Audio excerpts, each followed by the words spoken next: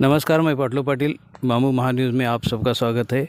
आज हम उमेश सोनार जी से बात करने वाले हैं जो एलोवेरा की जो पौधे हैं उन्होंने कैसे लगाए, इंटरक्रॉप कैसा किया, कौन से उस इंटरक्रॉप करने के लिए कौन सा पेड़ यूज़ किया, इस बारे में सब हम जान रहे थे। सर, आपको मिलकर खुशी ये हुई कि मैं तो थोड़ा सा एलोवेरा के साथ कौन सी प्रजाति या कौन सा पेड़ लगाना चाहिए, इंटरक्रॉपिंग करना चाहिए, उसके लिए कुछ सोच रहा था। तो आपने ये जो दिखाया मॉडल तो मुझे अच्छा लगा। मैं जानकारी, हमारा ये जो प्रयोग है दर्शकों को दिखाने के लिए आप जो अहम भूमिका निभा रहे हैं, हम आपको दिल से शुक्रिया देना चाहते हैं।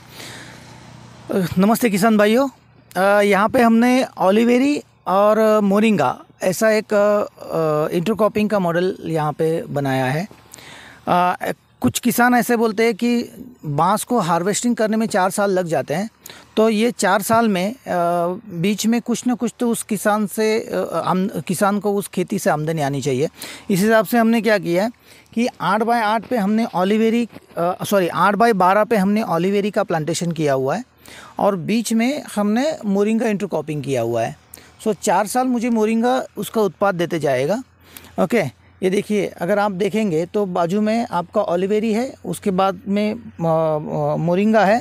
मोरिंगा का पहला हार्वेस्टिंग मेरा निकल चुका है, उसको हमने काट दिया है। उसका फिर ये सेकंड जनरेशन है। सेकंड जनरेशन में अभी ये साल में उसके हम इंटरक्रॉपिंग में उसका उत्पाद लेंगे। मेरा साथ साथ में क्या हो रहा है, बाम्बू भी ग्रो कर रहा है, उसका राइजोम सस्टेन हो रहा है और मुझे जब तक मेरा बांस से उत्पाद चालू नहीं होता है तब तक मुझे मेरा मोरिंगा उत्पाद देते जाएगा। सेकेंड थिंग, दूसरा मैंने और एक प्रयोग ऐसा किया था कि जब भी हमने बाम्बू और मोरिंगा दोनों लगाया था, बीच में यहाँ पे भिंडी थी और उस भिंडी से भी हमें उत्पाद मिला है। अभी मेरा नर्सरी है करके हमने नर्सरी के प्लांट्स रखे हैं।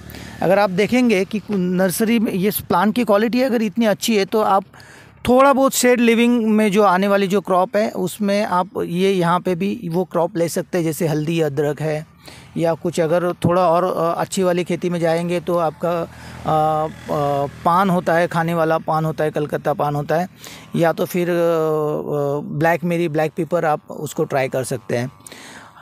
ये प्लांटेशन हमने 1 साल पहले किया था। 18 सितंबर बाम्बू डे के अवसर पे हमने ये एलोवेरा के राइजोम्स यहाँ पे लगाए थे और ये राइजोम्स सीधा प्लांटिंग करके हमने यहाँ पे ये किया है।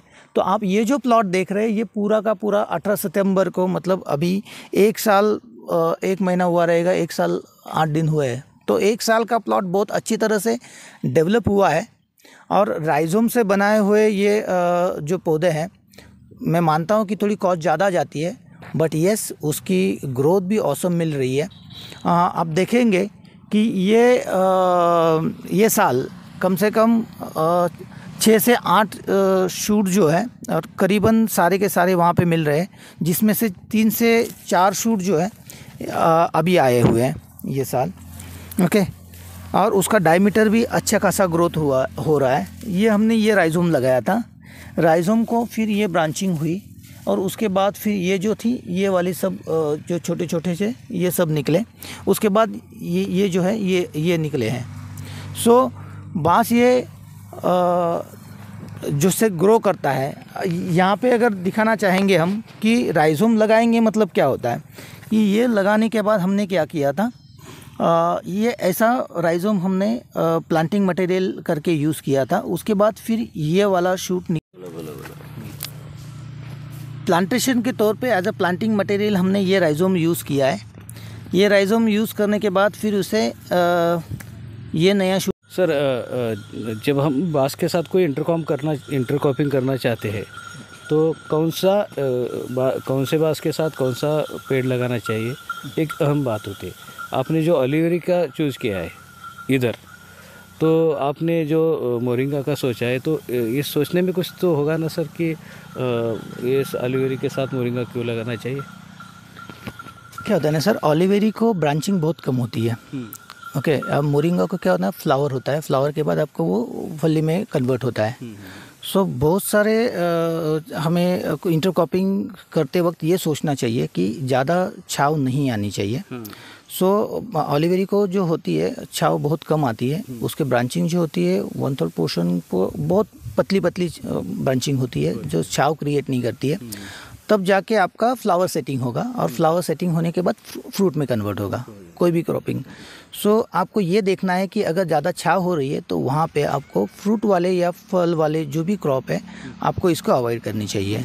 ओके, सेकेंड थिंग, बहुत सारे किसान होते हैं कि आपका जो डिस्टेंस है, अगर समझ लीजिए हमने यहाँ पे 12 बाय 8 पे कर रहे हैं, मैं किसानों को सजेस्ट करूँगा कि 12 बाय 8 करते। अभी क्या है ना कि ऑलिवेरी आप 12-8 कर सकते हैं, कोई दिक्कत नहीं, बट उसको अगर आप बढ़ाएंगे और इंटरक्रॉपिंग का अगर आप सोच रहे हैं तो डिस्टेंस बढ़ाना किसानों के लिए अच्छा रहेगा, फ़ायदेमंद रहेगा, ताकि उसमें हवा धूप ओके ये मेंटेन रहेगा, जिस हिसाब से आपको इंटरक्रॉपिंग में भी अच्छे खासे पैसे मिल सकते हैं।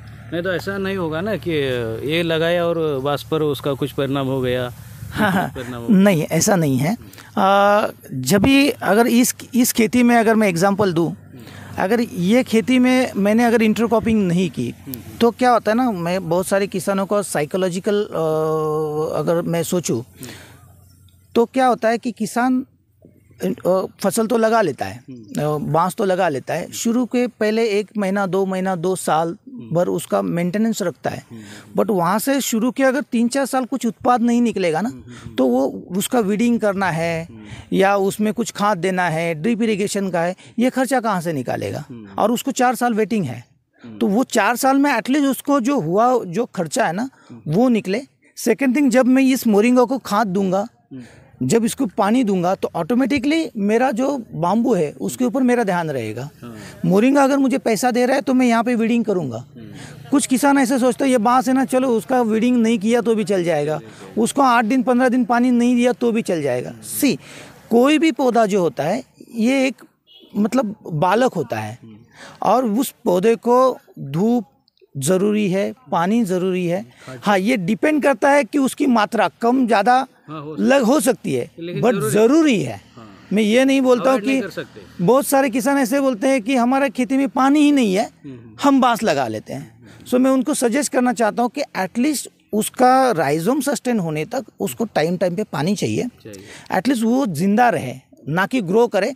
जब बारिश हो जाएगी तब तो वो ग्रो करेगा ही, बट उसका अगर एक बार मॉइस्चर डिटेक्ट हो गया तो उसकी ग्रोथ रुक जाती है, तो उसके लिए पानी ज़रूरी है।